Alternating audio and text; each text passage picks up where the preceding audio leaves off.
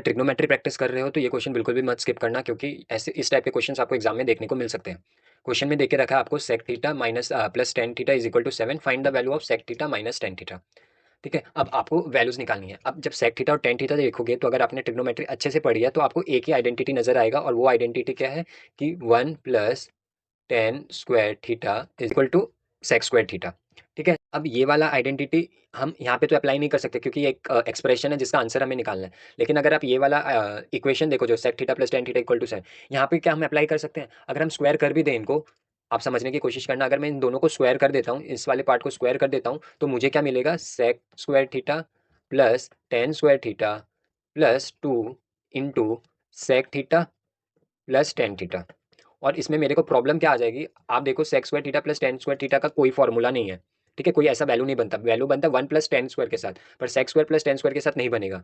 तो यहाँ पे क्या हम सॉल्व नहीं कर पाएंगे, एक लूप में फंस जाएंगे। ठीक है, तो फिर करेंगे क्या? तो यहाँ पे आपको करना क्या है, आप यहाँ पे देखो हमें चाहिए sec theta minus tan theta, और हमें दिया हुआ है sec theta plus tan theta.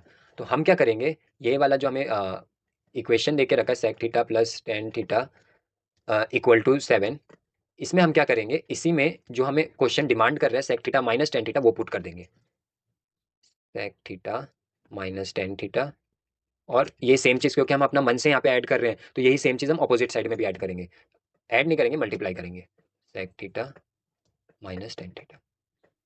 तो अब आप बोलोगे इससे बेनिफिट क्या हुआ? इससे बेनिफिट ये हुआ, आप अगर देखो ये दोनों expression sec theta plus tan theta sec theta minus tan theta same है, सिर्फ एक ही चीज का डिफरेंस है, वो है इस साइन का, प्लस है एक में माइनस है। तो अब आप देखो ये भी सेक थीटा, ये भी सेक थीटा, ये टेन थीटा, ये भी टेन थीटा। तो इसमें हम है ना एक आइडेंटिटी लगा सकते हैं। आइडेंटिटी क्या है? A minus B into A plus B is equal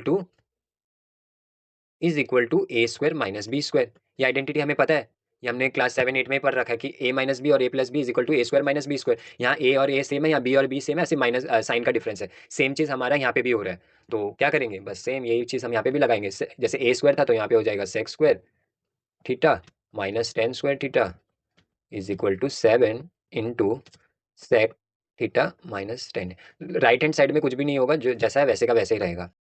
अब आप देखो यहाँ पे, अब देखो आप sec square theta minus tan square theta, यहाँ पे हम क्या कर सकते हैं, ये वाला जो आइडेंटिटी है हमने ये पहले ऊपर लिखा था स्क्वायर वाला आइडेंटिटी कि 1 plus tan square theta is equal to sec square theta, ये अप्लाई हो सकता है। कैसे?